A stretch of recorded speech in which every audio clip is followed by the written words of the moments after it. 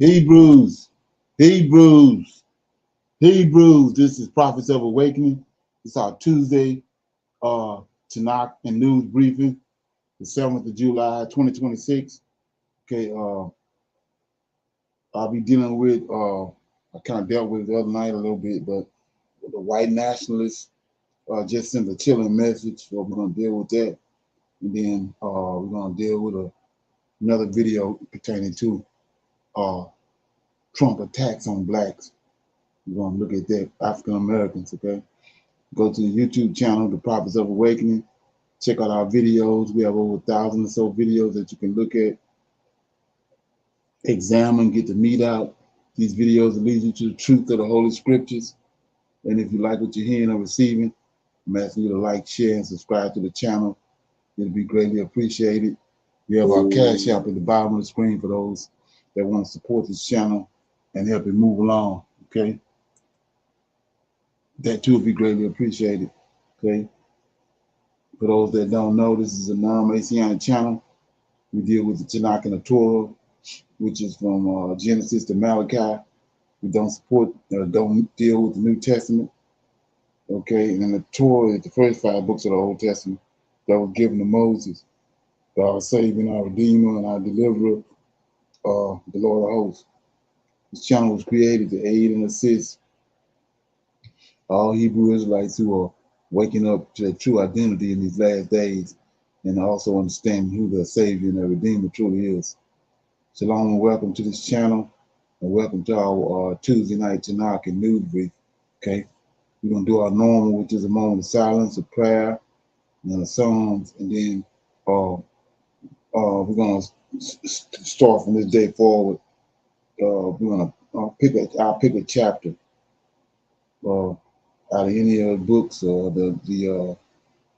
out of the King James or out of any other lost books, and I'll read that chapter and break it down. Like I say, which will further enhance our the scriptures and trying to cover all bases. Okay. Then we go to our Tuesday Tanakh and News briefing, which is the objective is this briefing is to combine Tanakh and current events and end times and connect dots, okay, for Hebrew Israelites. Okay, and then we go into, we have okay, let me see, we go into our, after we finish that, our briefing, we go into our Q&A. That's a question, anybody having questions, comments, any dialogues, then we'll close out, okay? So this moment of silence is for the Lord of hosts, and all that he's doing to bring about our prophesied deliverance in these last days. Oh Lord, we come before thee at this hour, praising you and honoring you because of your position, both in heaven and upon the earth, position in which the Creator, Yahweh, have given unto thee. And through your spirit and counsel, Lord, we have awakened. We have awakened to know who we are as a people and who you are as our Savior and our Redeemer. And we are thankful for all that you have done, and we are eagerly searching your scriptures out that we may be at the right place at the right time upon your arrival to this planet. We love you, O Lord, and we seek you daily. There is none else besides thee to redeem us. And we see you in the affairs of the world, and we faithfully await your deliverance. Peace be unto you. Okay. So with that being said, we read the song right quick. Okay.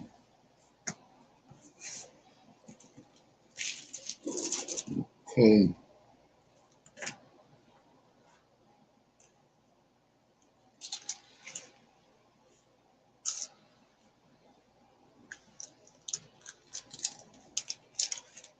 Okay, I'll read Psalms 40. It's a praise for answered prayer. It's a psalm of David. It says, I waited patiently for the Lord, and he inclined unto me and heard my cry. He brought me up also out of the horrible pit, out of the miry clay, and set my feet upon a rock, and established my goings. And he hath put a new song in my mouth, even praise unto our God. Many shall see it and fear, and shall trust in the Lord. Blessed is that man that maketh the Lord his trust, and respecteth not the proud, nor such as turn aside to lies. Many, O Lord my God, are the wonderful works which thou hast done, and thy thoughts which are to usward. They cannot be reckoned up in order unto thee. If I would declare and speak of them, they are more than I can be numbered. Sacrifice and offering thou didst not desire, mine ears hast thou opened. Burnt offerings and sin offerings hast thou not required. Then said I, Lo, I come in the volume of the book. It is written of me. I delight to do thy will, O my God. Yea, thy law is within my heart. I have preached righteousness in the great congregation, and lo, I have not refrained my lips. O Lord, thou knowest, I have not hid thy righteousness within my heart. I have declared thy faithfulness and thy salvation. I have not concealed thy loving kindness and thy truth from the great congregation.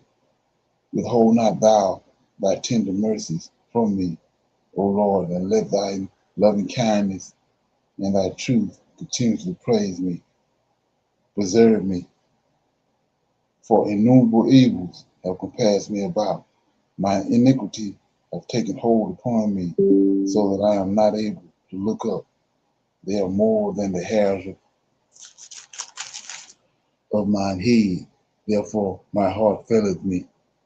Be pleased, O Lord, to deliver me, O Lord, and make haste to help me, and let them be ashamed and confounded together that seek after my soul to destroy it, and let them be driven backwards and put to shame that wish me evil, and let them be desolate for a reward of their shame, that say unto me, Aha, aha, and let all those that seek thee rejoice and be glad in thee, and let such as love thy salvation say continuously, the Lord be magnified. But I am poor and needy, yet the Lord thinketh upon me. Thou art my help and my deliverer. Make no tarrying, O my God. Okay, so that was Psalms 40. It's a praise for answered prayers, and it's a Psalm of David. So the Psalm of David's. You got any comments on that? Yes, sir. Shalom, brother Leonard. Just one question about that verse 7. What Okay. book is that? The volume of the book that David's talking about. Okay. Then said I, Lo, I come in the volume of the book. It is written of me. I would say Psalms. Okay, You know what I'm saying? okay, that Okay. makes And yes, this the same place I was talking about. They did the same thing right here. Remember, JC, they said this the same thing about JC in the New Testament about Jesus supposed to right. be. See what I'm saying? This is where they got it from, like I was saying. It even goes deeper than that. It Okay, says, uh, verse 8, I delight to do, so he's talking to the Lord of hosts, I delight to do thy will, O my God. Yea, thy law is within my heart. I have preached righteous. Notice, you can take this and put it on JC too. That's what they done. So it says, I have preached righteousness in the great congregation. Remember JC in the temple? I have preached righteousness in the great congregation, and lo, I have not refrained my lips, O Lord. Thou knowest, I have not hid thy righteousness within my heart. I have declared thy faithfulness and thy salvation. Right? I have not concealed thy loving kindness and thy truth from the great congregation. Withhold not thy tender mercies from me, O Lord, and let thy loving kindness and thy truth continuously preserve me. So right here, see this word, verse 11, it says, Behold not, David is praying to the Lord of hosts. He said, Withhold not thy tender mercies from me, right? right. Yes, sir. We see that all through the scriptures. He keep bringing up David sending mercy. Right. Everything toward David, right? Sure. Hmm. As a result of this prayer, I would say. Okay, so then another one is we can see who the Savior is right here. 16. Let all those that seek thee rejoice and be glad. David saying this to the Lord, Lord of hosts. Let all those that seek thee rejoice and be glad in thee, and let such as love thy salvation. See that? Not the salvation in the New Testament. See that? Exactly. Yes, sir. Love thy salvation, say continuously, Lord be magnified. I had another one, right? So it says,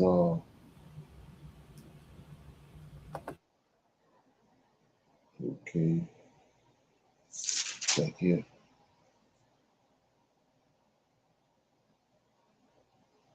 We see over there in let me get it first.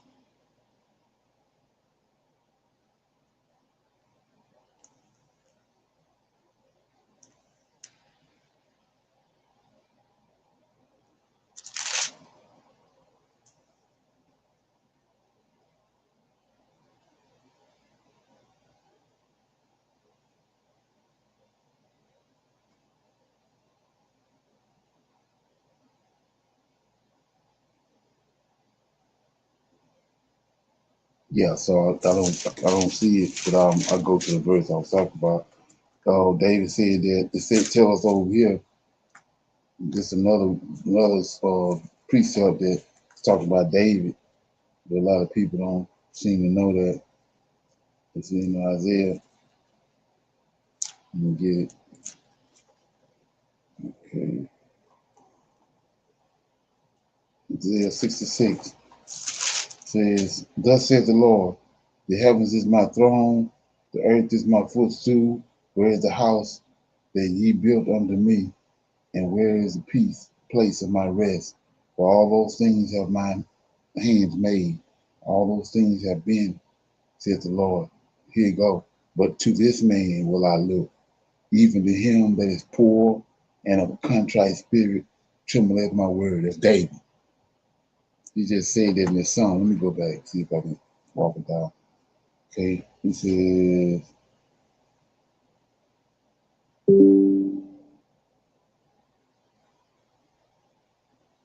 okay.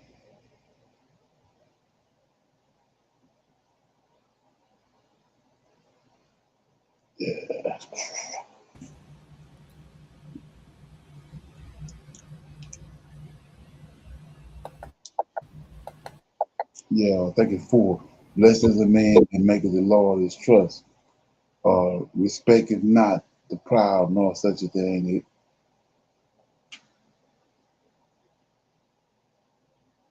Shalom, brother. What was that chapter you read? And that was Isaiah 66, right? Okay, what about it? No, you just that was Isaiah. Which verses did you read, brother? Oh, oh, 66 verse 2. 66 and 2.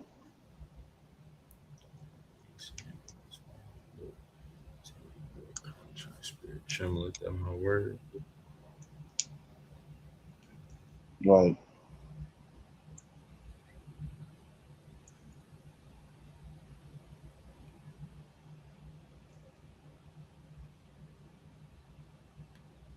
Yeah, I read it. I can't even find it now. But it said, David said that he was poor and needy. It's one of these verses. So he says, let me see. Okay, story. Yeah, Verse 17, brother. 17. But I am, yeah, there it is. Look at that. But I am poor and needy, that the Lord thinketh upon me. Let thou art my help and my deliverer. Make make no tarrying, O Lord. There it is right there. Okay, so with that being said, we're gonna go ahead and go to our yeah, I said I was gonna pick a script chapter out and read that chapter. I'm gonna go to Jubilees. and I'm in chapter 26.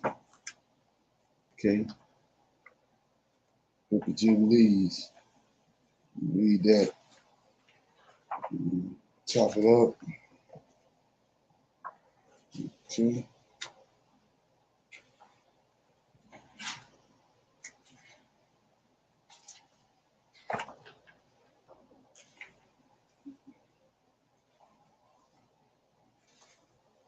Okay, here we go. Jubilees chapter 26. In the 17th year of this week, Isaac called Esau, his elder son, and said unto him, I am old, my son, and my sight is dim, and I do not know the day of my death. Now, take your hunting weapons, your quiver, and your bow, and go out to the field and hunt and catch me venison, my son, and make me flavorful meat like my soul loves, and bring it to me that I may eat, and that my soul may bless you before I die. But Rebekah heard Isaac speaking to Esau. Esau went out early to the field to hunt and to catch and bring home meat for his father. Rebekah called Jacob his son and said unto him, Look, I heard Isaac, your father, speak to Esau, your brother, saying, Hunt for me and make me flavorful meat and bring it to me that I may eat and bless you before the Lord before I die. Now, my son, do as you are told and do as I command you. Go to your flock, fetch me 2 good kids of goats, and I will make them good tasting meat for your father, like he loves, and you will bring it to your father that he may eat and bless you to the Lord before he died. Jacob said to Rebekah his mother, I shall not withhold anything which my father would eat and which would please him, but I am afraid that he will recognize my voice and wish to touch me. And you know that I am smooth. Esau, my brother, is hairy, and and I he will see me an evildoer because I am doing something that he has not told me to do, and he will be very angry with me, and I shall bring on myself a curse and not a blessing.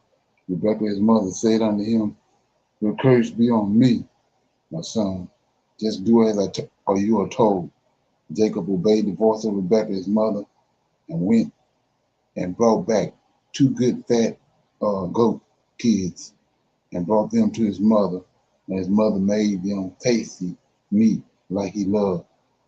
Rebekah took the good and pleasing clothes of Esau, her elder son, which was with her in the house, and she clothed Jacob, their younger son, with them, her younger son, with them, and she put the skins of the kids on his hands and on the exposed parts of his neck, and she gave the meat and the bread which she had prepared to her son Jacob.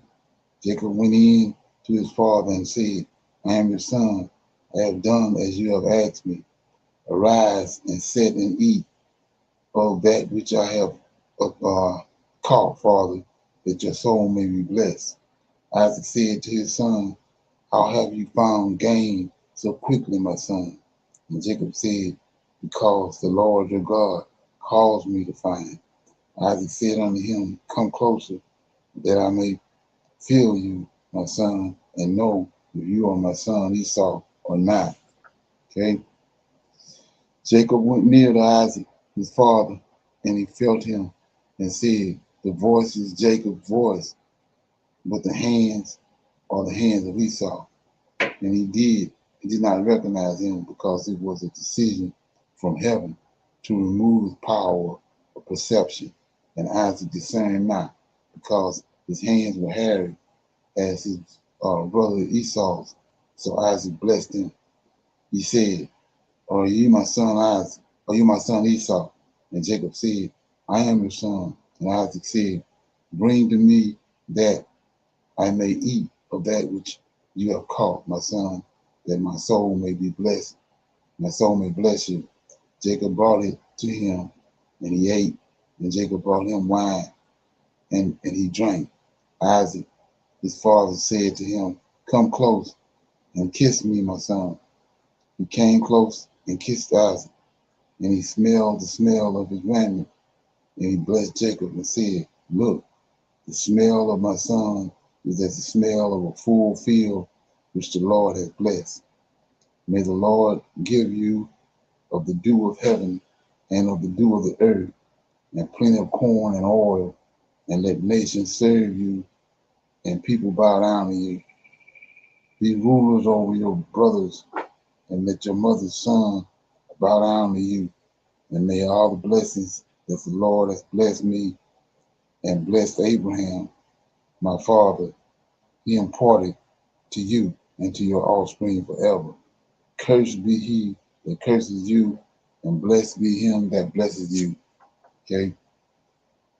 It happened as soon as Isaac had made an end of blessing his son Jacob, that Jacob had went away from Isaac his father, and behold, and hid himself. Esau his brother came in from his hunting, and uh he also made flavorful meat and brought it to his father. And Esau said to his father, let my father arise and eat of my venison, that your soul may bless me. Isaac his father said to him, who are you? Esau said to him, I am your firstborn, your son Esau. I have done as you have commanded me. Isaac was very gratefully surprised and said, who is he that has hunted and caught and brought it to me, and I have eaten of all before you came, and have blessed him, and he shall be blessed, and all his offspring forever. It happened when Esau heard the words of his father Isaac, that he cried with a very loud and bitter voice, bitter cry, and said to his father, bless me also, father. Isaac said to him, your brother came with trickery and has taken away your blessing. He said, now I know why his name is Jacob, because he has supplanted me these 2 times. He took away my birthright, and now he has taken away my blessing. Esau said, have you not reserved a blessing for me, father? And Isaac answered and said unto Esau, look, I have made him your Lord. And all his brothers says, I have made him your Lord. And all his brothers have I given to him for servants. I have strengthened him with plenty of corn and wine and oil. Now, what shall I do for you, my son? Esau said to Isaac, his father, have you only one blessing, father? Bless me also, father. Isaac lifted up his voice and wept. Esau lifted up his voice and wept. And Isaac answered and said to him, far from the dew of the earth shall be your dwelling, and far from the dew of heaven from above. By your sword will you live, and you will serve your brother. It shall happen that when you become great and do shake his yoke from off your neck, you will sin completely and commit a sin worthy of death, and your offspring shall be rooted out from under heaven. Esau kept threatening Jacob because of the blessing of his father blessed him, and he said in his heart, may the days of mourning for my father come now, so that I may kill my brother Jacob. So that was a story of Esau and Jacob when they received their blessings, but it's in the book of Jubilees. Okay, with a little more information on it. Okay, you got any comments on that? Anything stick out? Shalom, yes, sir. Brother Leonard, and when you was reading in verse 18, Okay. yes, sir, where it said the voice is Jacob's voice, but the Mm-hmm. hands of Esau. Right. I never, as much times as we read this, I read over where it says, and he discerned him not because it was a, well, my this translation says, because it was a dispensation from heaven to remove his power of perception, and Isaac discerned not, for the hands were hairy as his brother Esau. Excuse me, for his hands were hairy as Esau's, so he blessed him. And I Okay. just didn't realize that. So is that talking about his blindness too? Is what? I My fault. Is this dealing with, because in the King James it say Isaac was blind at this point? Right. Yeah, right. I'm thinking that yeah, he wasn't all the way blind. He just his eyes are dim. Okay. Okay, and so then that's why, like I was saying, when he first uh when he first told Esau to go in the field and get that, Right. Yes, sir. well, it said that in verse 1. In the second year of this week, Isaac called Esau, his eldest son, and said to him, I am Oh, old, my son, and my sight is dim. There it is. right. Okay, so anyway, so she told, when he told him that, this goes back to like I said, they tried to deceive us and make you think that Rebecca, when her stomach, when she was having birth problems with her stomach and her birth, that she went and inquired of the Lord, but she went and inquired of Abraham. Abraham went and inquired of the Lord, right? Right. Yes, sir. So yeah, and the crazy part about this was just this morning. This morning I was in the bed before I got up. It just I don't know where it came from. It just hit me. Lord of hosts, it just hit me that you know how they have us like in the church when somebody come up there and the pastor would pray for them, Right. right? Sure. He's gonna pray. But notice how that works. When the Pharaoh told Joseph everything, Joseph said, "Let me go and talk to my God and then get the answer," right? Yes, sir. And so same thing with Abraham. When Rebecca came and told him, Abraham said, Abraham went and inquired of the Lord. He don't do it right there. See what I'm saying? That's the mistake I told you that Nathan made. Remember when Okay. David asked him, should I build a house for the Lord? And Nathan didn't go inquire. He sit there and told David uh, to do this all in your heart, Right. right? Mm-hmm. And then the Lord came that night and checked him and told him, this what you go tell David. So like I said, that's you would think that's simple, but that's bogus. Because every time they go off and inquire the Lord and insult the Lord. He tells them what to do when they come back. So Abraham did that, came back and told Rebecca. And everything he told Rebecca to do, he just told Jacob to do it. See what I'm Right. saying? Sure. And he told him, go put this on and all that on. And then because Isaac he love your brother. He love his venison and all that, right? Mm-hmm. But he didn't, I understand, not caring that Esau wasn't right. He was going to bless him anyway because he loved it. And he loved, you know what I'm saying, the venison and all that. He didn't look at what the things he supposed to look at, the reason why to bless him. You know what I'm saying? Right.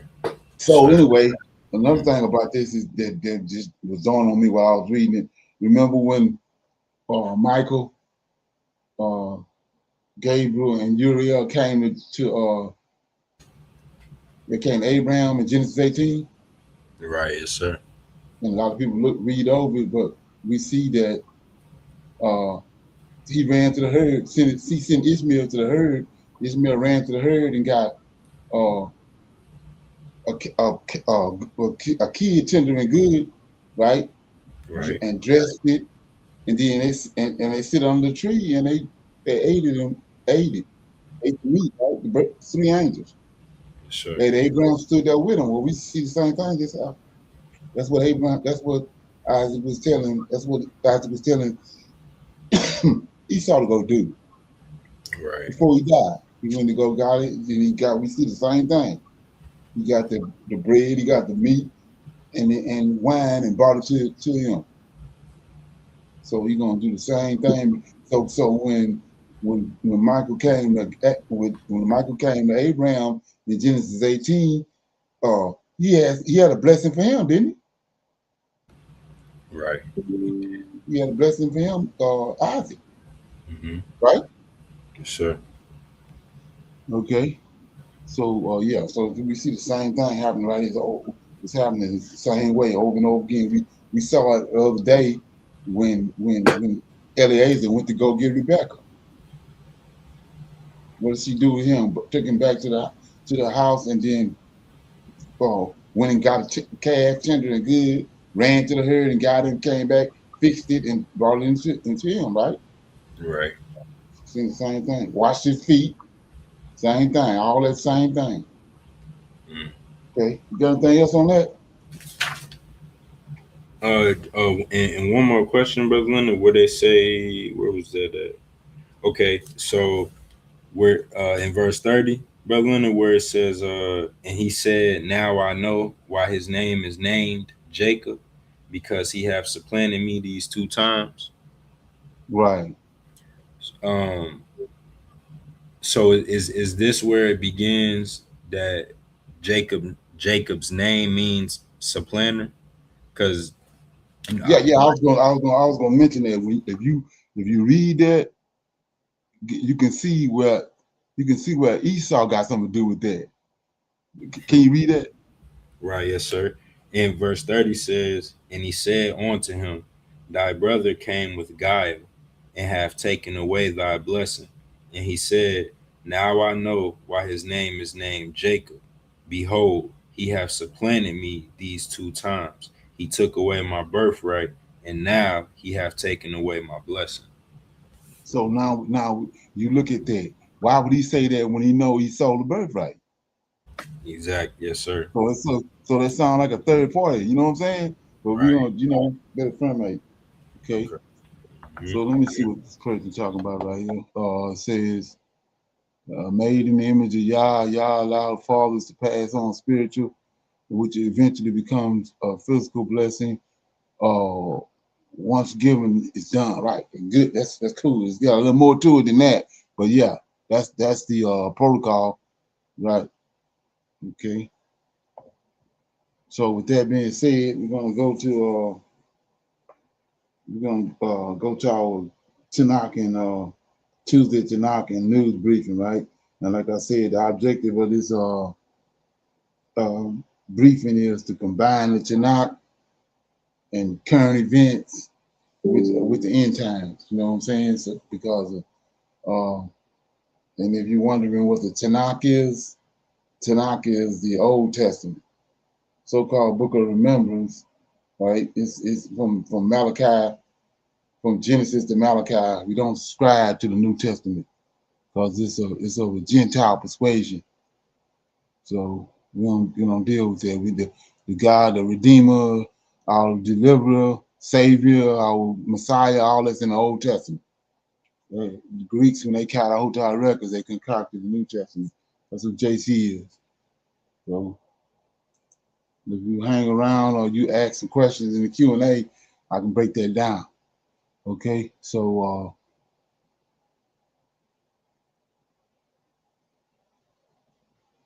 okay. So with that being said, we're gonna go to we're gonna play these the videos. Then we'll go in. We'll talk about it. Then we'll go on to the next one. Okay, here go the first one. Okay, here we go. South Brooklyn was one of the hardest hit areas. Check out this citizen app video revealing the roads in Coney Island looking more like rivers. Eyewitness News reporter Kevin Lee Richardson there to continue our coverage at 5 o'clock. Ken? Well, Mike, rain, flood, repeat. Folks living here tell me that's exactly what it's like every time a system like this rolls through here, and it can change in a dime. Take a look. This is Neptune Avenue right now. As you can see, cars are getting through with no problem. There's very little standing water, and people can cross the street. This is the after. Check out the before. Started around 10 a.m. Raining. About an hour, it was like Jones Beach right here. What was outside was now pouring into Neptune Gourmet. Look at the beautiful view I got on my store. Oceanfront, baby. Here in Coney Island. Waves coming in under the door. The sewer's always in this spot. You just gotta fix it. Torrential rain here in Brooklyn overnight and on today overwhelmed this section of Coney Island. For part of the day, Neptune Avenue in the 30s looked like a gigantic lake. Cars barely made it through, and those on foot, well, they took their chances. Inside the deli, an umbrella wouldn't be a bad idea. The water's not just on the floor, it's also coming from the ceiling. The water.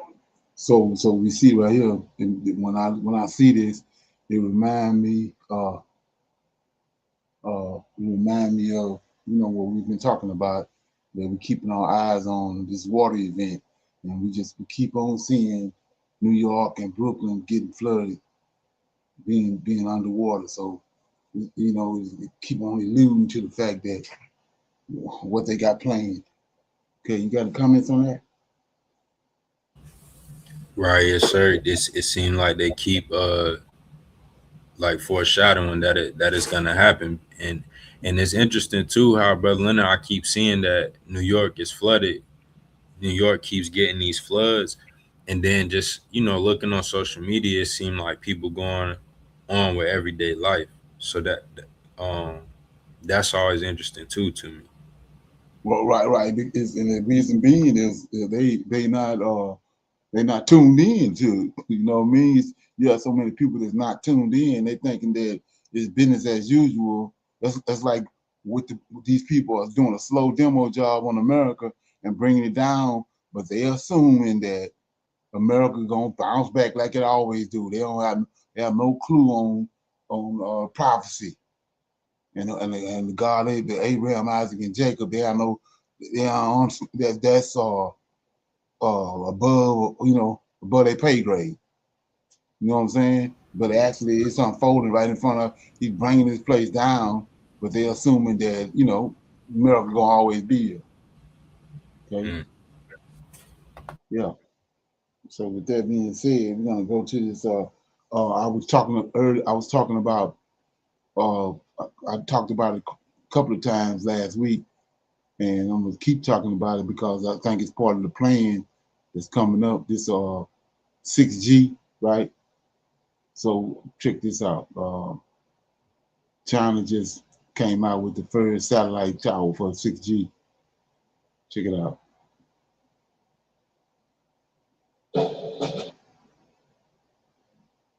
See? Here we go.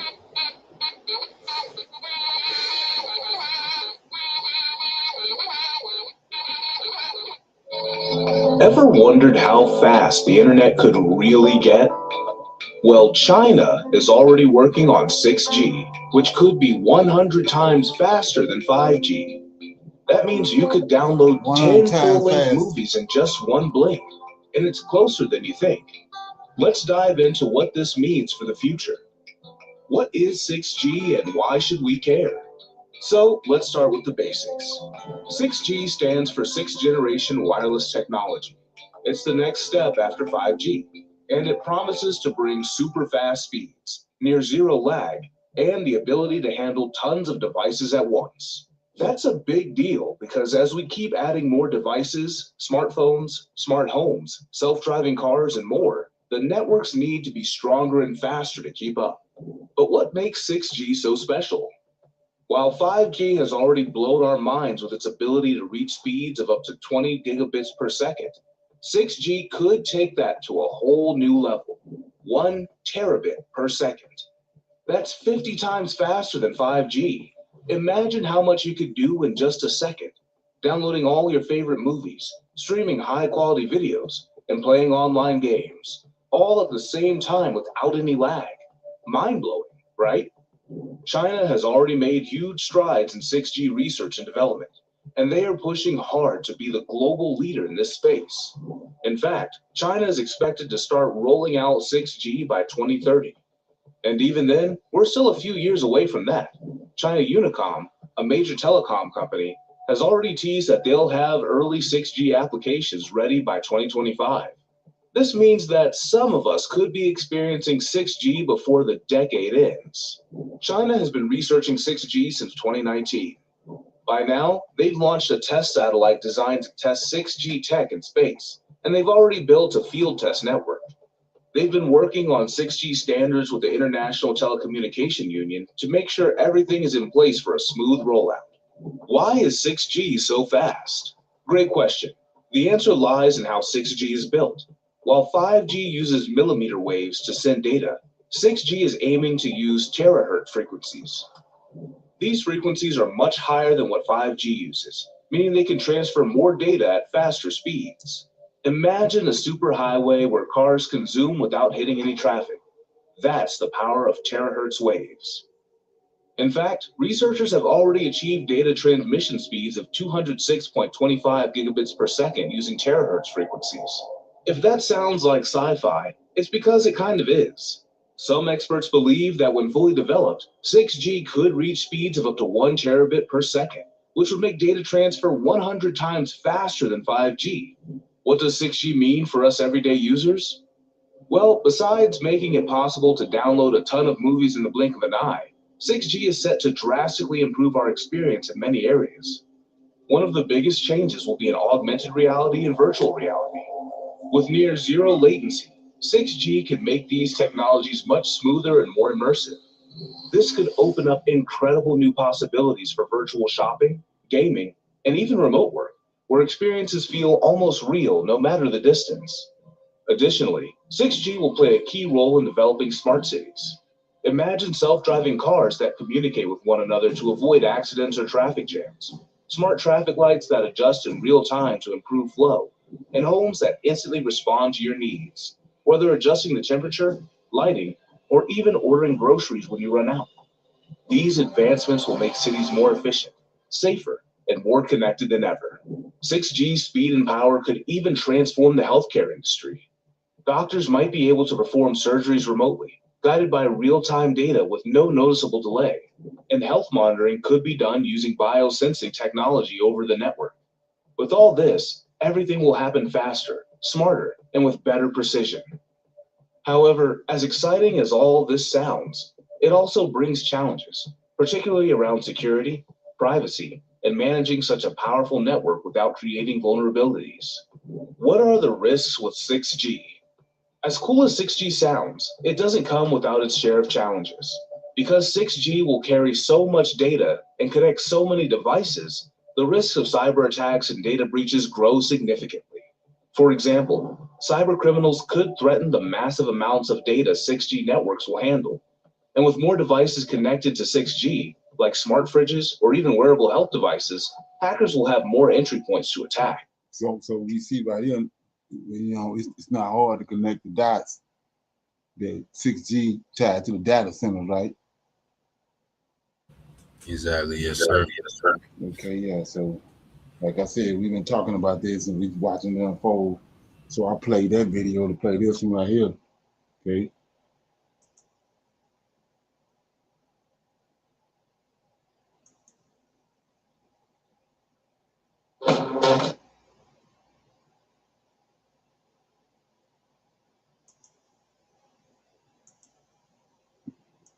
You can give everything you've got. Okay. Okay. Line. In fact, it's just the warm-up. What comes next will completely flip how we connect, compute, and experience the digital world. And here is the catch: most people have no idea what's already being built. This isn't just about faster downloads. It's about new infrastructure that could blur the line between the internet and the reality. The question isn't whether we are ready for it.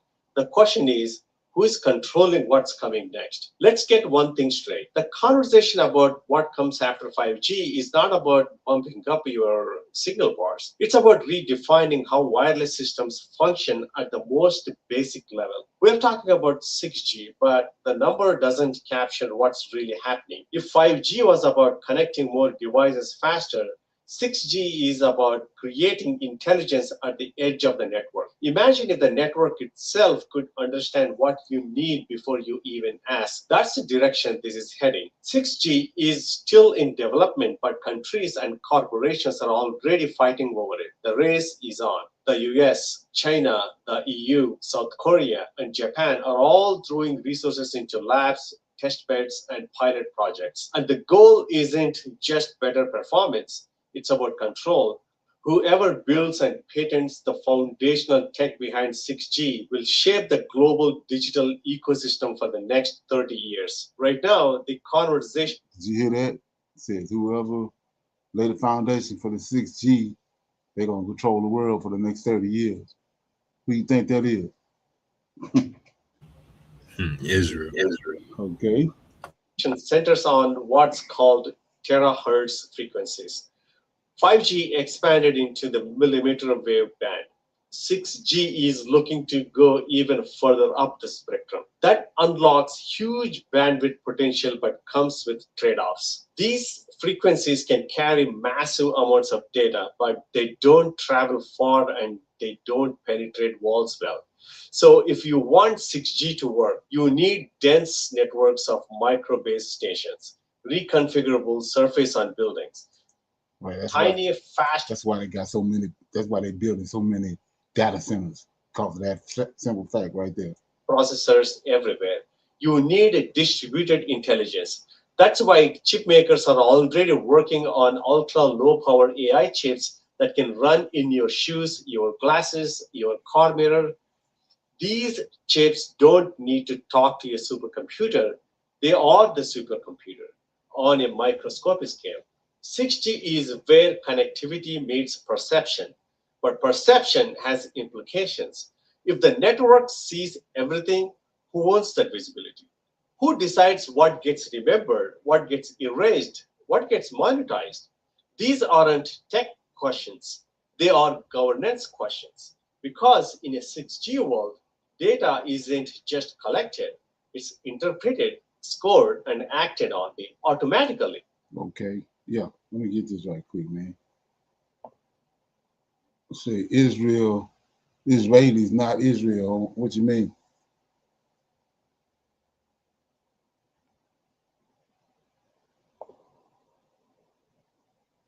Okay. So with that being said, you got anything else on that, AJ? Shalom, brother Leonard. In that first clip, it had mentioned, sir, that they was talking about it's gonna be further in the future, Right. the 6G, but it's right up on us. Oh yeah, yeah, right. You That is know, right. and I think we already using it too. Right. Exactly. Right. I mean, you know, and they're using it and they're testing it because they got a greater uh role for it, and they, you know what I'm saying. So they just setting it up. We found it, you know, like I said, the data centers is tied to all this. Very few people made that connection. So, like I was saying, we have our um, Q&A at the end of this class. So, and then we're able to send you the link. Anybody that want to engage in the Q&A after the class or with, we can send you the link. Uh, can you send them the link right there when you get AJ? Yes, sir. I'll connect with them. Yeah, connect with them. So we're gonna tell the link at the end of the class. So with that being said, I've been talking about what's getting ready to happen at the midterms and everything these people got going on. What they started with Project 2025. The objective is to suspend the United States government. They want to bring in this new age, right? And so the thing is, they have to do it before November, before the midterms come, because they know they've been exposed, and all these people are already saying they're screaming all over the United States. They got all over the world, really, but especially in the United States, they're screaming that they're gonna vote them out of there. They're gonna vote them out, and they're gonna put that little show put it to an end. But So they have to do whatever they're going to do. They got to do it before November, right? And I've been saying that over and over again. So check this out. It don't get no better than this. Check it out. Here we go. Some cold water over his face and understand that these little tactics that he thinks somehow or another may help him in his discussions with Iran are catastrophic. They'll make everything infinitely worse. And we're back to the original question. How does he get out? He says, Mr. Netanyahu, we've done all we're going to do. Thank you very much. We're out. You're on your own. He hasn't been able to do that.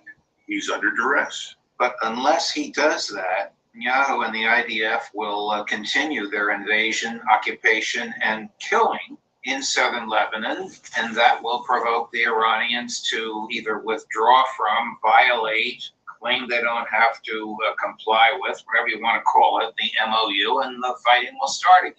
That's Colonel Douglas McGregor, a retired U.S. Army colonel and former senior advisor to the Secretary of Defense, telling you flatly that the ceasefire everyone thinks ended this war is already coming apart. What he says next about who is actually pulling the strings in Washington and why the president can't just walk away goes a lot. Come on, man. Are you tired of your ugly, cracked driveway?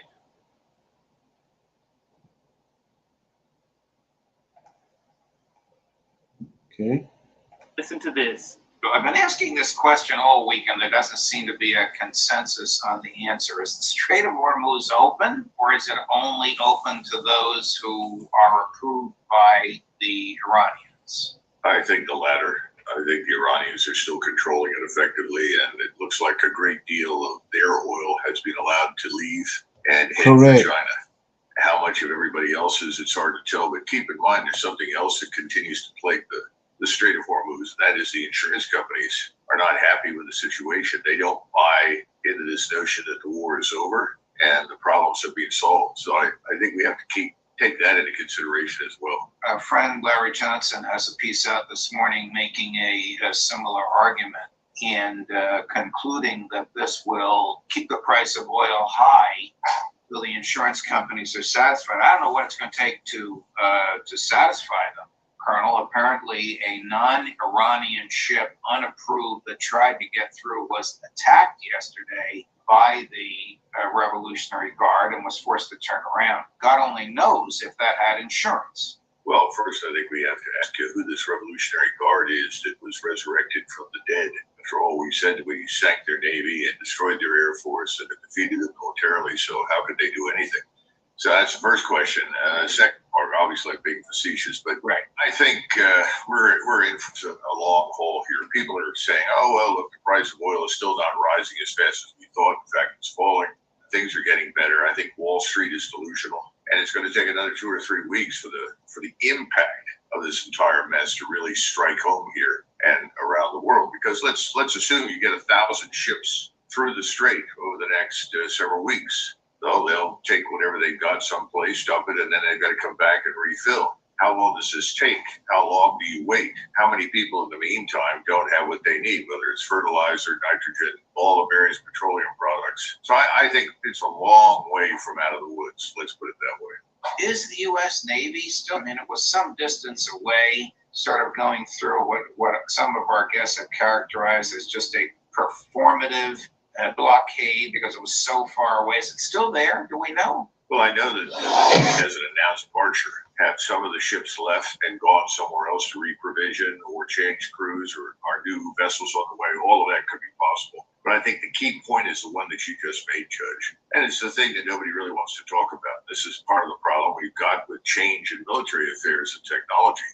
If you can't get within 100, 200, 300, 400 miles of the coastline as a Navy, then and the attempts to decapitate the Iranian regime have failed miserably. But that was definitely tried. That was part of the initial plan. Now, as far as the rest of it is concerned, remember we had this event down in the vicinity of Isfahan and the supposed pilot rescue that went on and so forth. That was a serious attempt, in my judgment, from the special operations side to move into an area where we thought there would be uranium that could be recovered. We discovered it's not going to work. Once again, you have your defenses, you have local militia, police, and military. The country's well defended, Everybody knew what was going on. They showed up in time to stop it. Frankly, we're lucky that we got away with this, losing as little as we did. So I think the idea of penetrating Iranian airspace with any kind of substantial special operations force has been pretty much tossed. Insurance for a tanker transiting the Strait of Hormuz ran around 0.25% of the vessel's value. At the worst of the fighting, Lloyd's underwriters were charging as high as 10%, with large tankers facing single voyage premiums of $3 to $8 million, an increase Fitch ratings pegged at roughly 20 times normal levels. Daily transits reportedly fell by around 95% at the peak of the crisis, and Howden Re has documented at least 9 to 15 tankers damaged since the war began, some with confirmed crew deaths. The Trump administration had to stand up a government-backed reinsurance facility through the U.S. International Development Finance Corporation, eventually expanded to $40 billion, just to keep private insurers willing to write policies at all. One correction. The 275,000 figure for Cold War-era U.S. troop levels in Germany is in the right ballpark for the peak years, though it moved around depending on the decade. Now hear this. I'm going to ask you in a minute your opinions on whether Prime Minister Netanyahu will engage in a systematic sabotage of the Memorandum of Understanding. But before I ask, and obviously before you reply, I want to run a clip from Jake Tapper. Now, Jake, whom I've known for years, I believe to be intellectually honest, is paraphrasing a tape from a transcript that he verifies as a call between President Trump and Prime Minister Netanyahu. It's pretty graphic. Trump told Netanyahu he was sick of his antics. I've done everything to protect you. You better go along with this. Everybody's sick of you, Bibi, Trump said. All the Jews are sick of you. Even the two Jews on this call are sick of you, Trump added, referring to Jared Kushner and Steve Witkoff. You can't back out of this. Trump ticked through the list of controversial decisions he had made supporting Israel through both of his presidents. Now, does that, in your view, manifest a serious effort to make the MOU work, or just performative by the president? Okay, what's your take? Well, there's actually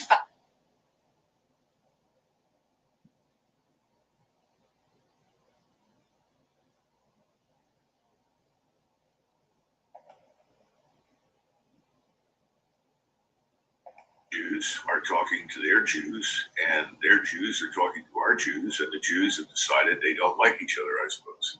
I find the whole thing reprehensible to talk about it. I'm disgusted. I'm tired of listening to people talk about Jews instead of talking about Americans and American diplomats and American governmental officials and an American president. Okay, I got that off my chest. It's early. All right, just go ahead, please. I'm just sick of that. Now, is this real? Yeah, it probably is real. But what difference does it make? How much freedom of maneuver does President Trump really have?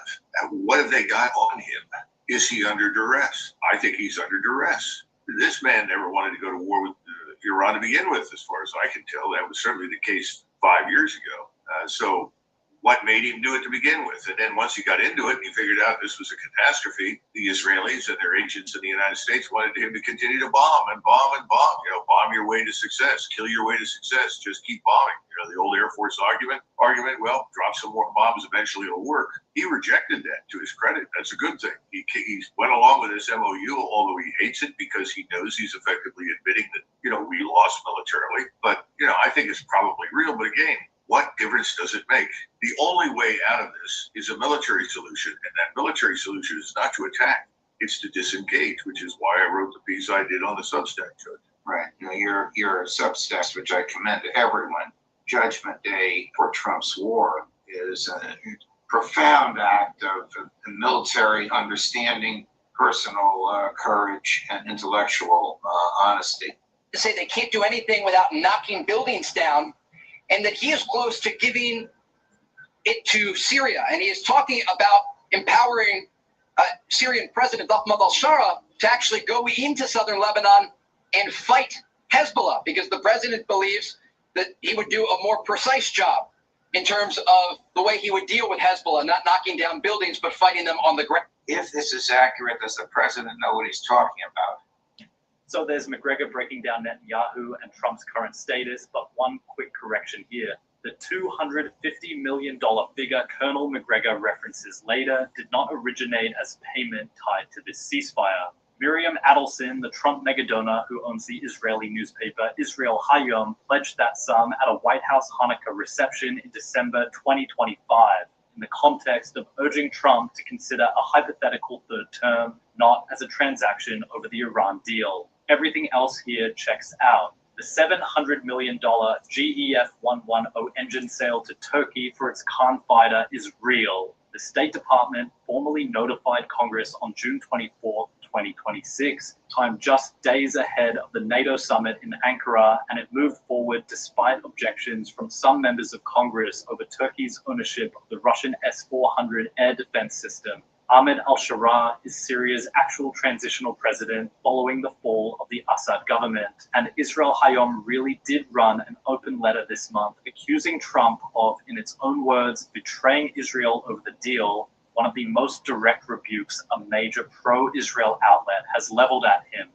Now listen to this. Either we get out and disengage, period, or we risk this continuing to the point where finally you will get the regional war that everyone is warned about. Because once the Turks enter this, that then becomes a truly regional war. And if the Turks become involved in any way, it's not going to take very long before the Russians and the Chinese become involved, especially the Chinese. And what side, the Russians and the Chinese be on? Not the Israeli side. No, they will both come in against Israel, period. And I'm sure that Moscow, along with Beijing, will prevail upon Mr. Erdogan to reconsider the wisdom of entering the fray in any way that could help Israel's position. So, bottom line is, how do we use President Trump's favorite analogy? President Trump is going to the table, and he may have some cards in his hands, but they're worthless. And he needs to understand that. He's the one who's being played right now by Israel. This is a delicate subject, Colonel. You hearing serious questions about the president's mental fitness for office? No, I'm not. In fact, I've heard the opposite recently. People are telling me that the man is as sharp as he ever was. His hearing may not be the best. That people have said that may well be the case, but no, I haven't heard anything about his cognitive capabilities or health at all. So where do you think this goes? He either tells Mrs. Adelson, okay, I accepted your $250 million, but I can't go along with what you want now, or this large regional war will commence. Judge, if I knew that, I'd be a multi-billionaire. I could place my bet, but I don't know the answer. I think right now it's 50-50, because I'm sure President Trump knows what he wants to do. The question is he willing to risk everything he's got to do what he knows to be right? And I think from his standpoint, that's where he sees it. Remember, the same people that put him into the White House have the ability to turn around and withdraw their support. They can turn around and bankroll all the people on the Hill that hate him, who want to impeach him, who want to destroy him and drive him out of office. You're dealing with very ruthless people in this Israel lobby, and the warmongers and neocons that are part of that. They play for keeps. He knows that. So the idea that he can simply say, I've made the choice, this is what I'm going to do, that sounds great in theory, but in practice, that's very hazardous for him. And he knows it. You think that the lobby, which has steadfastly said until now, may turn on him. I mean, Mrs. Adelson's newspaper that she owns in Israel, it's a Hebrew language newspaper, but translated into English, called the MOU, a betrayal of Israel, and used the harshest language against the president personally that we have seen. I don't know how he deals with this. Judge, with these people, you are with them or against them. There is no in between. And if you do not support them unconditionally, 100%, you are the enemy. And everybody who's dealt with them understands that. That's true for Thomas Massey. That was true for Marjorie Taylor Greene. Everybody on the Hill has seen all of that as an object lesson. So I think President Trump understands that as well. He will have very powerful enemies arrayed against him if he does not go along. And of course, he may believe that his power of personality and personal charm and brilliance will be enough to avert a larger regional war. I'm not convinced of that at all. Thank you for all of this. Actually, before we go, if I could, for just a minute, what is the state of affairs in Ukraine? Are the Russians coming close to a military resolution of the special military operation. And the argument is very simple. They say, look, you've got all the forces that you need. You have all the capabilities. Let's crush these people once and for all. The Russian people are behind you. They will support you. We know this is going to cost some Russian lives. We're all prepared to accept that. Go and crush these people once and for all. So those are the three things. And you're Putin and you're president. And the last thing you want, from your vantage point, the most important consideration is you don't want a war with NATO. Now, people like me who served in NATO and worked over there for years and know these Europeans, we know that these European military powers are weak. Watch what happens when a 50-year-old man walks deep.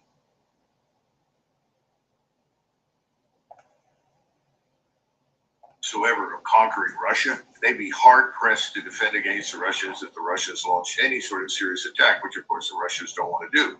But President Putin looks at that final factor and says, I don't want a war. So what does this produce? I don't have an easy answer. I think the sort of majority opinion in Russia is let's go get this over with and end it. But I think President Putin is looking at all of those factors and he will eventually reach a decision. But he's got to reach one pretty quick because in Russia, by mid-September, the ground is in terrible condition and you can't really move large forces very far. So if he's going to do something, you better do it pretty quickly. Colonel McGregor sat down for this interview and told you plainly that the ceasefire wouldn't hold, that Netanyahu would work to sabotage the MOU, and that the fighting could restart at any point. Days after this conversation, that is essentially what happened. On June 27th, renewed hostilities in and around the Strait of Hormuz undercut the fragile truce. Iranian drones struck a cargo ship, the US responded by hitting Iranian targets, and Iranian forces struck back at American positions, with Bahrain reporting it had been targeted.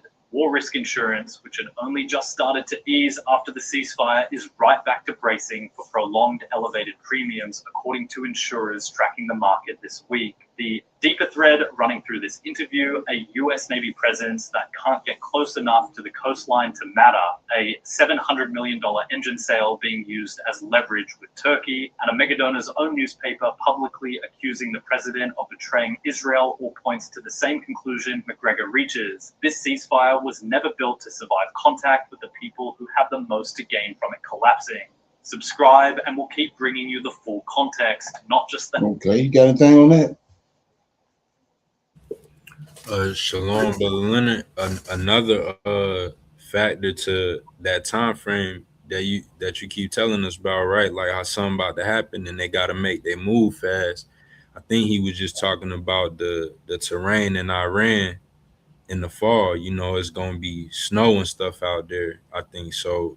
Using ground troops might not be as effective as they thinking, so they need to move fast before that time.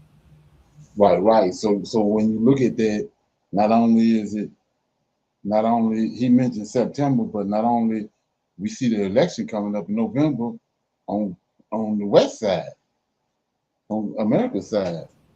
Right. So just like he in a pickle in November, Trump administration in a pickle.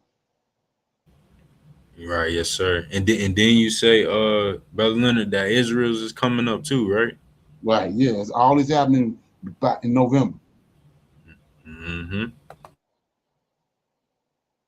Okay. So with that being said, I talked about this the other day. I'm gonna go a little more into it, and then we'll go into our Q&A. Okay, so those white nationalists on July the 4th, they stormed Washington D.C. Right. A lot of people don't even know nothing about it. But like the guy said, they sent a message. Check it out. Okay, he's saying what I want to play first. Hold on 1 minute. It wasn't a set. Okay.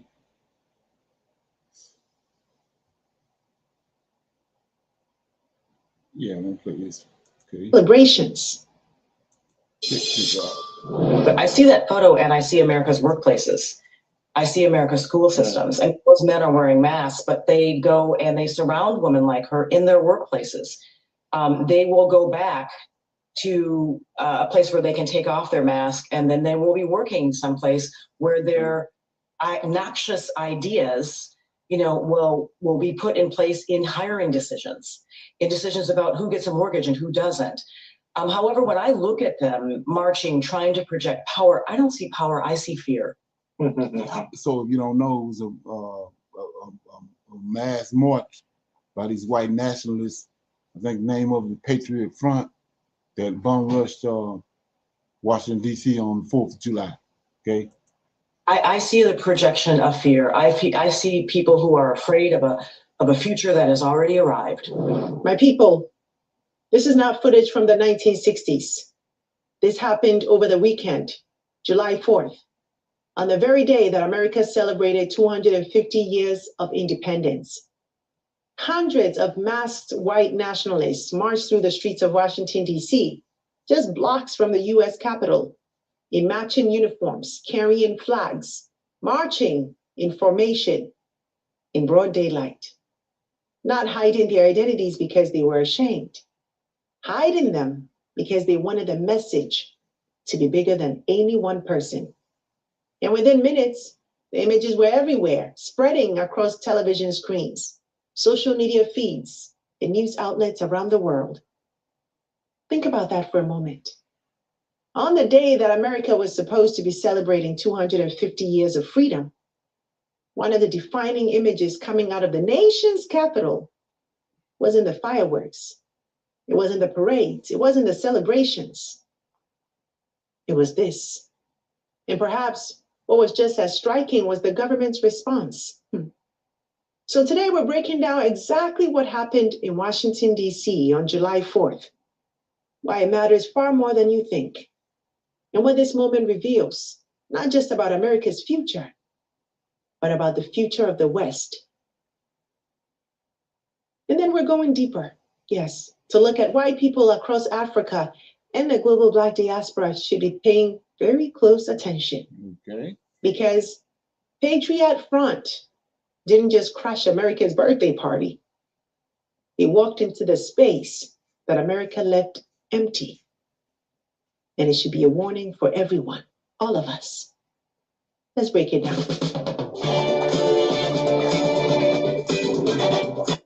Drop a comment answering my question of the day at the end of the episode, or simply tell me where you're tuning in from. We are a global family here on Planet Genius TV, and I love seeing just how far our conversations are reaching. And finally, we're now on Telegram, WhatsApp, and Substack. So if you want more analysis and additional news and behind-the-scenes content throughout the week, simply click on the link in the description below and follow us there. All right, now, back to today's story. About today, an alarming scene unfolded in Capitol Hill this morning as hundreds of members of the white supremacist group Patriot Front marched through D.C. The group moved throughout neighborhoods in the district wearing face coverings, carrying American and Confederate flags, and it caught many off guard. Our Sarah Robinson spoke with people who woke up to the march and say that they were shocked and unsettled by what they saw. People living along 6th Street near C Street say they woke up to the sound of hundreds of people marching past their homes. At first, they thought it was a parade, so they started taking photos. But their reaction quickly changed to shock and fear when they realized it was the group Patriot Front. My reaction is, that's gross. Ew, we don't need that today. The symbols of hate. A group of hundreds of men wearing face coverings, navy blue shirts, and khakis was seen marching through the streets of D.C. from Union Station to Eastern Market. I think I would be curious as to where that where their patriotism comes from and what they think that they're celebrating in America, especially on this weekend. The group was seen carrying flags and iconography associated with Patriot Front. So let's first establish exactly what happened. On July 4th, while millions of Americans were preparing to celebrate Independence Day, hundreds of members of the white nationalist group Patriot Front marched through downtown Washington, D.C. As you see in the videos, they moved in tight formation, wearing matching navy shirts, khaki pants, white face coverings, and carrying American flags and shields. They marched through areas near the National Mall and just blocks from the U.S. Capitol, making their presence impossible to ignore. Now, Washington, D.C. canceled its own 4th of July parade this year due to extreme heat. So on the day that the city was supposed to showcase its own version of patriotism, that stage sat empty, and Patriot Front filled it instead. You see, no permit request making headlines, no city budget, no weather delay, 400 members marching in formation from Union Station to the Capitol on the exact day that the empty stage was waiting. Now here's what the Metropolitan Police said about it. Not what a spokesperson said off the record, but what they put out officially. They confirmed that they tracked the march as, quote, First Amendment activity. No arrests, no complaints filed, no calls for assistance.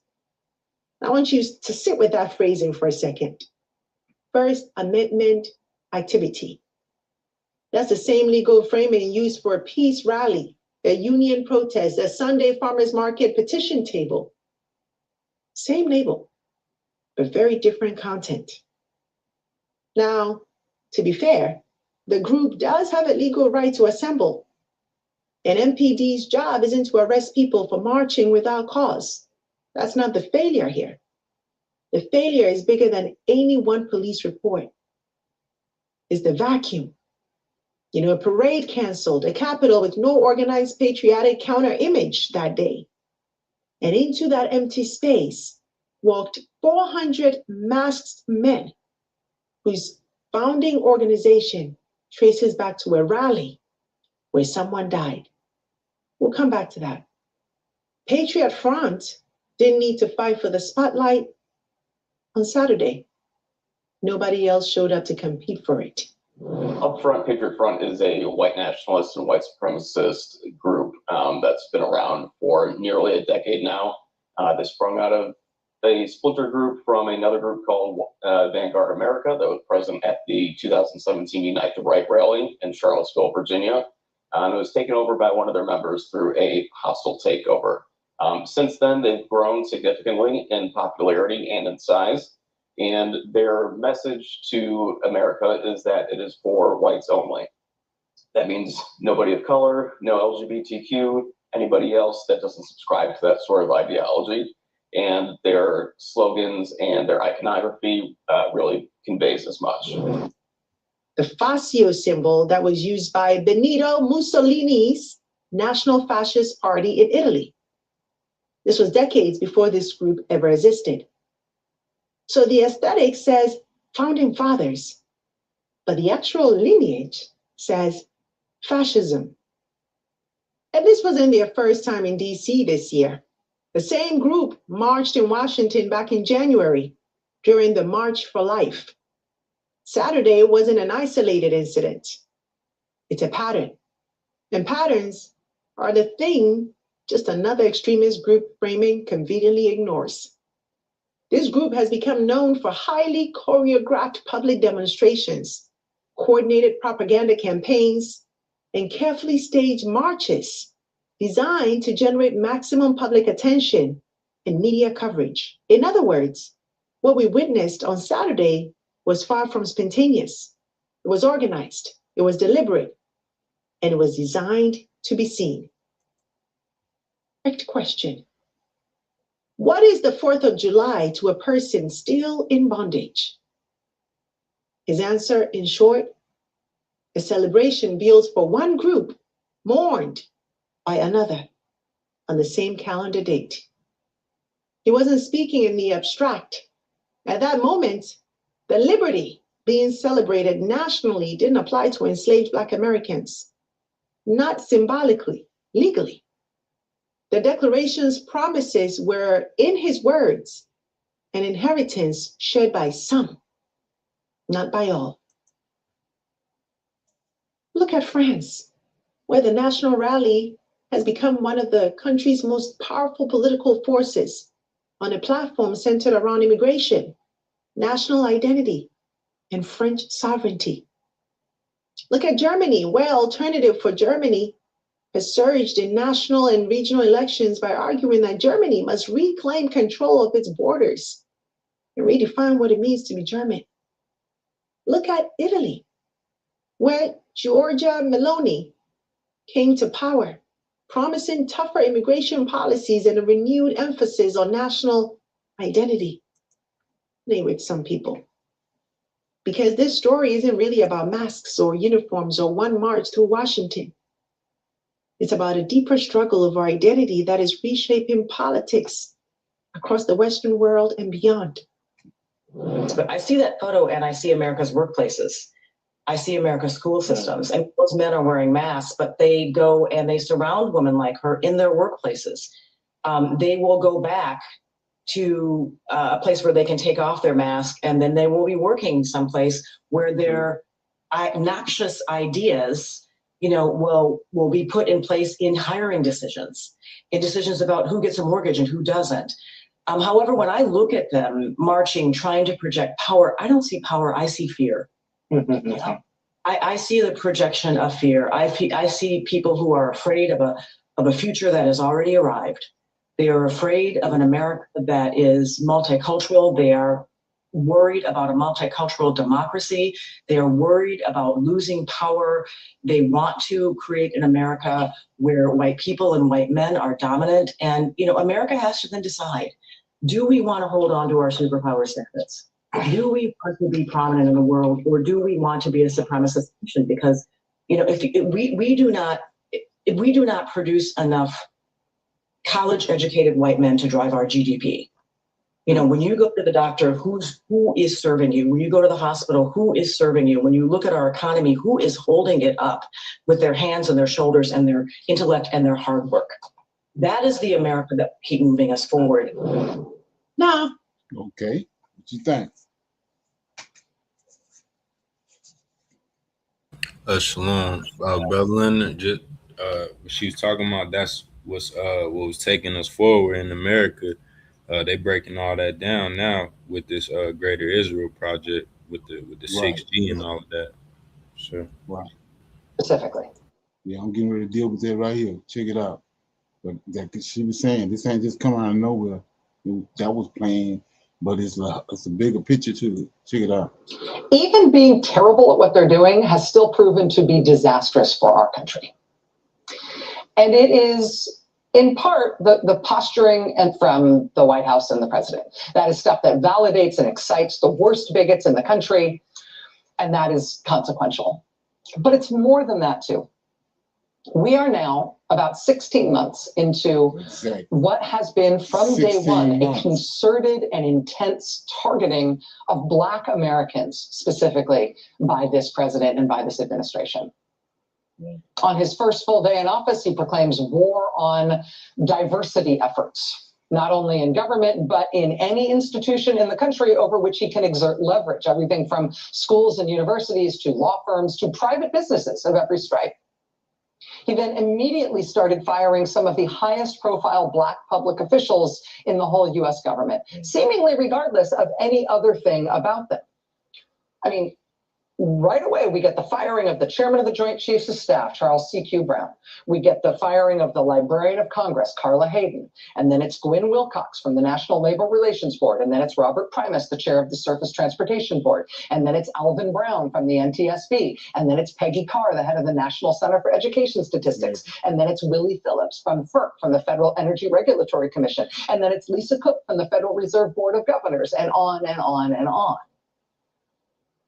When Trump and his top political donor, Elon Musk, then started just lopping off huge swaths of the federal government to disastrous practical effect, the largest and most egregious cuts targeted federal agencies that employed a disproportionate number of Black employees.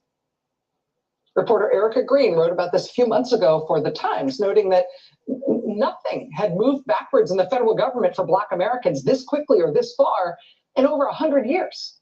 Since Woodrow Wilson came in 1912 and resegregated the federal workforce.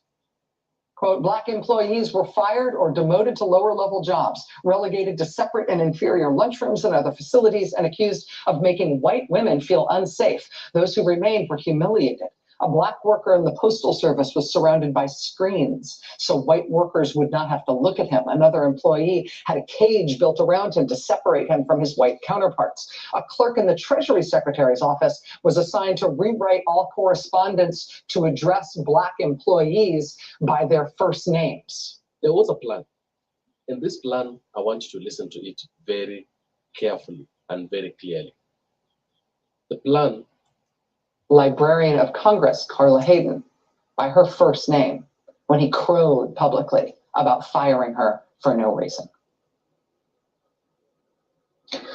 In the year of our Lord 2025 and now 2026, this president and this administration is not just inheriting that history from the Wilson administration, it's furthering it in its own ways.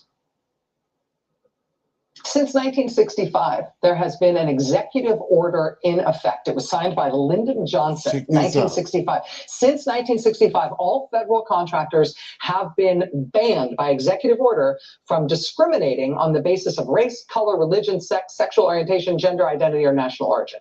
Donald Trump rescinded that 1965 rule on his first full day in office. First day in office. Less than a month later, Trump announced another rule change. They rescinded clause 52.222-21 of the Federal Acquisition Regulation, which doesn't sound like much, but I'll tell you what the title of that is. It's Prohibition of Segregated Facilities. That's what Trump rescinded less than 1 month into being back in the White House. That section reads, quote, the contractor agrees that it does not and will not maintain or provide for its employees. Same clown that attacked the White House on January 6th. Any segregated facilities at any of its establishments, and that it does not and will not permit its employees to perform their services at any location under its control where segregated facilities are maintained. That anti-segregation clause has been in government contracts for decades. Donald Trump overtly reached out to rescind it, which means bluntly that the federal government no longer explicitly prohibits contractors from having segregated restaurants, waiting rooms, and drinking fountains. Make America great again, right? Recently fired and sidelined employees in the Department of Housing and Urban Development have started sounding the alarm that the Trump administration is no longer, just bluntly, no longer enforcing a federal law known as the Fair Housing Act. Fair Housing Act, another pillar of the civil rights movements and its achievements. The Fair Housing Act dates to 1968. It says you can't refuse to rent to someone or refuse to sell a house to someone on account of their race or their color or religion or national origin or any other factor against which we're supposed to be protected from discrimination. According to current and former employees of the Department of Housing and Urban Development under Donald Trump, they have dropped enforcement of the Federal Housing Act.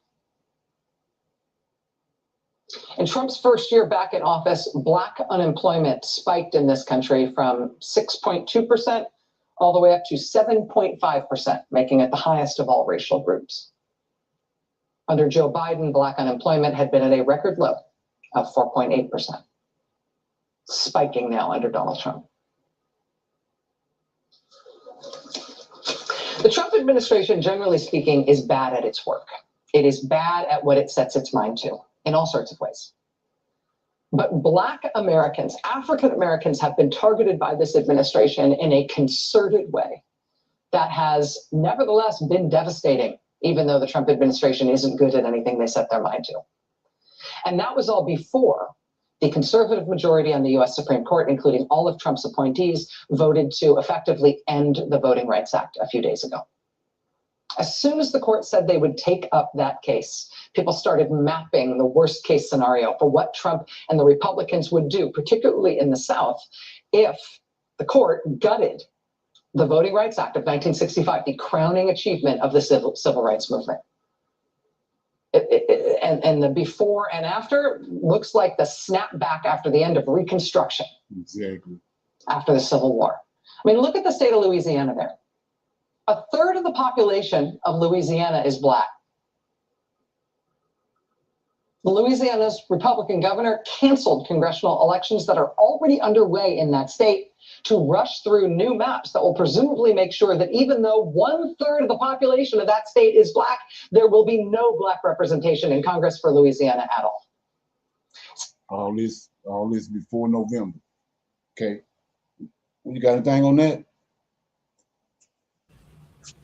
I think Brother Leonard too, when they mentioned ending the Voting Rights Act, like you know what I'm saying, like you just referenced November, they go ahead and get rid of the whole election before then, and then even if that happens, Brother Leonard, that's gonna cause so much chaos. People, exactly. With all that pride, they right to vote and all that. Oh yeah, exactly. And like she said, this started from day one. Project 2025, man. Come on. Sure. It's crazy. Mm-hmm. Well, yeah, like I said, so this a demo job. And the November, the midterm elections can wreck it. So whatever they're gonna do, they gotta do it before November. And I'm thinking they're gonna suspend the country, suspend the government. They got some plan that's going to subvert the country. Okay. Yeah, you got anything else? And Shalom, I was just gonna say too, Brother Leonard, that through that clip that you just played, that I feel like a lot of Hebrews they're gonna be crying out. I feel like a lot of people gonna be affected by what happens between now and whatever that big thing is in November. Because they talking about the housing and you already told us about the family. And then the Voting Rights Act, it just seemed like everything is being taken away from us. So a lot of people gonna be affected, gonna be crying out to the Lord. Oh yeah, all the evidence and the warning signs is there. We sleeping. Like I said, we still believe that these people are not who they are. They're not who they showed us. But anyway, yeah. So with that being said, we're gonna go ahead and go into our I'll open it up for Q&A for my questions, comments, and dialogue, testimonies. Anybody got anything? Did you send a link out? Yes, sir. Okay. I don't know but yes, sir, I sent it out. And Brother, I got a question in Jubilees 36. Okay. And this is when Isaac is not blessing them, but when he about to pass, and he makes an oath with Jacob and Esau. And it's just, I'm gonna read Brother Leonard 36, and it's just 7 through 10, sir. But this 10 verse seemed kind of long, but it's just 7 through 10. And then I don't have a comment. I just want your breakdown, Brother Leonard. And it says, now I shall make you, it says verse 7, and now I shall make you swear a great oath, for there is no oath which is greater than it, by the name glorious and honor and great and splendid and wonderful and mighty, which created the heavens and the earth and all things together, that ye will fear him and worship him, and that each will love his brother with affection and righteousness, and that neither will desire evil against his brother from henceforth forever, all the days of your life, so that you may prosper in all your deeds and not be destroyed. And if either of you deviseth evil against his brother, know that from henceforth everyone that deviseth evil against his brother will fall into his hand, and will be rooted out of the land of the living, and his seed will be destroyed from under heaven. But on the day of turbulence and execration and indignation and anger, with flaming devouring fire, as he burnt Sodom, so likewise will he burn his land and his city and all that is his, and he will be blotted out of the book of the discipline of the children of men, and not be recorded in the book of life. And this the last verse, Brother Leonard, but in that which is appointed to destruction, and he will depart into eternal execration, so that their condemnation may be always renewed in hate and in execration and in wrath and in torment and in indignation and in plagues and in disease forever. And this was Jubilees 36, verses 7 through 10.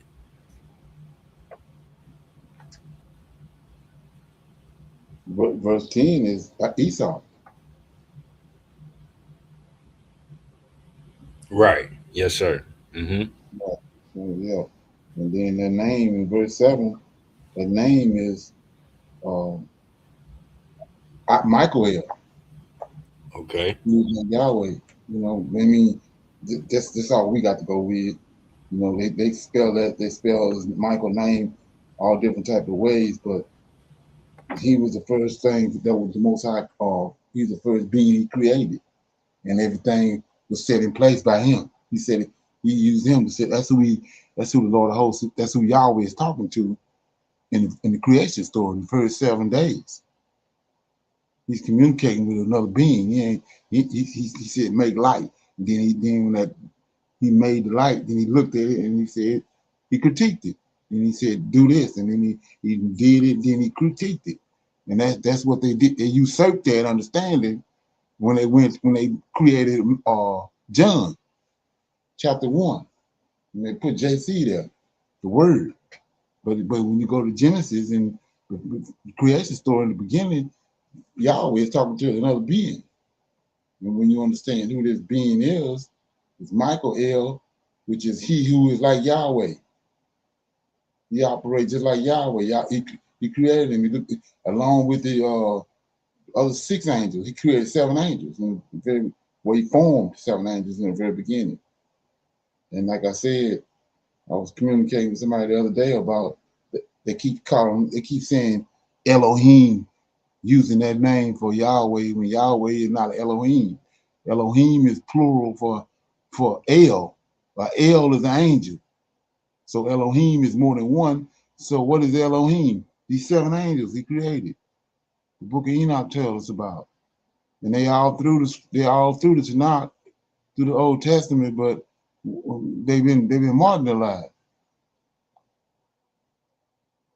Okay. Right, yes, sir. And brother Leonard in here, too, just like how Noah made a covenant with Shem, Ham, and Japhet, and made them have a oath when they got off the boat or what have you for the land that they would stay in that land. Right. And I mean, this isn't the same oath, but just like a quote unquote father with both his sons, he's making them have an oath to not war with each other, and then Esau did exactly that. So Right. that speaks to his continence, don't it? Like, he that's a clear sign like he can't be from the same as Jacob. Exactly. Right. Yeah. Over and over again. Then it just got worse with his sons because they came from you know what they call banned relationships. Okay, right, yes, sir. Right. So they just works. And so when you read it, when you go there, when you read that in Jubilees, how that Esau and Jacob, when the 2 of them got together, they had ironed out their differences. Their sons had a problem. Esau's sons had a problem with what had transpired between Jacob and Esau. They the ones aggravated the conversation, and when they came to bury Abraham, I mean Isaac. Right, yes, sir. Right. Exactly. Right. And then just my last thing on that, brother Leonard, was because yeah, he when he married to the Canaanites, and that they always talk about how wicked the daughters of Canaan are. Right. And I want if I'm remembering correctly, I can't remember if it was Jubilees or Jasher, but his sons, brother Leonard, they wanted the war with Jacob, with Jacob's sons, right? And they told Esau if he didn't lead them into war that they'd kill him. Right. That's what I was just talking about when they Okay. at the burial, that Isaac burial. Right. Okay. Mm-hmm. We know that when they came back, when Jacob came back from living in Panorama, and when he got his wives and his children, he thought it was going to be a confrontation between him and Jacob, but Esau had forgiving spirit, and they came together and they had squashed all that, right? Right. Yes, sir. Them boys, like I said, at the Isaac funeral or Isaac burial, the boys once kicked it back off, and that's where the fight, the war, and the anger and all that was rekindled because in the story it tells you that Esau was killed during that confrontation. Right. Yes, sir. Mm-hmm. Right. Mm-hmm. And but him, I'm sorry. They had came together. They had squashed it. Right. And I had forgot, but Leonard, with the Canaanite, when cause you were showing with the Canaanite women, like the daughters, the mothers, how they always try to coerce the kids to do certain things, and not saying they were behind them in that war, but just in reading the scriptures, it always seemed like the Canaanite mothers like had influence, or they would Oh, right, you know, right. yeah, Exactly. It wasn't just a Canaanite women. It was, that's why he told them that our laws and statutes and all that wasn't according to theirs. You know what I'm saying? So, and we saw a prime example of that with Solomon. They demanded things. They demanded things that Israelite women wouldn't demand. Like they wanted Solomon to put their God in the this and all that. They demanded things that in our culture the women wasn't, they wasn't doing it. You know what I'm saying? right. So It wouldn't be a problem, right? right. Yeah. Right. And then like with Vesta, when her situation with Artaxerxes, how she wouldn't come to his banquet. They caught up. They all caught up in they material things and they beauty. It supersedes what they role is as a woman.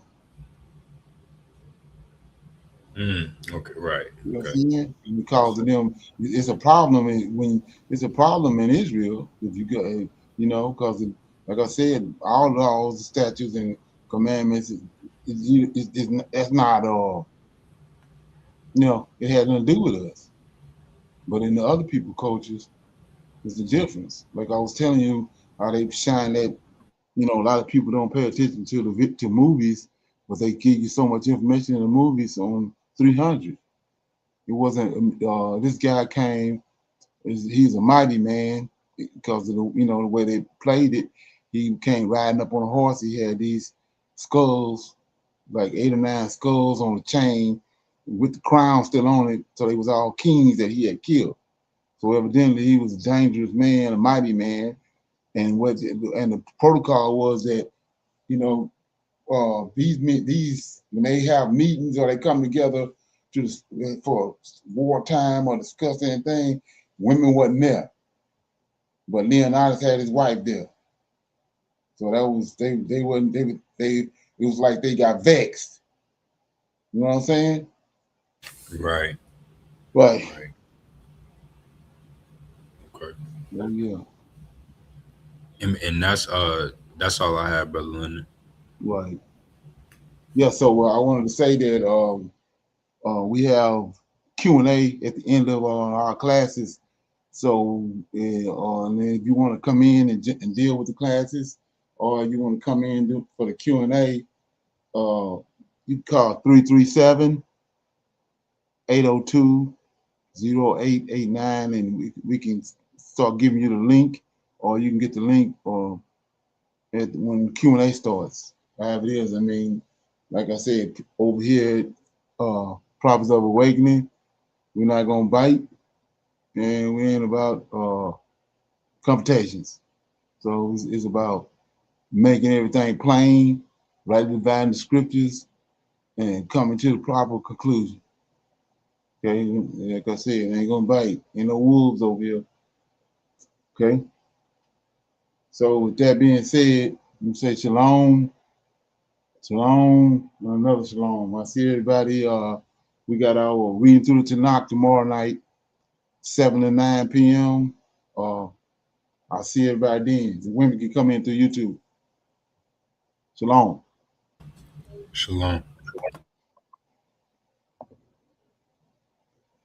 I highly recommend that you get this book and you read it because it's a must that you understand who the God head is in the order that's in the Old Testament in Tanakh, because it's not the same as in the New Testament. And when you read this and you get an understanding, then the scriptures open up and then you begin to understand. So I highly recommend that you get this book. It's the Elohim of Israel. And it's a breakdown on the word Elohim and who the God of Israel is and the Godhead.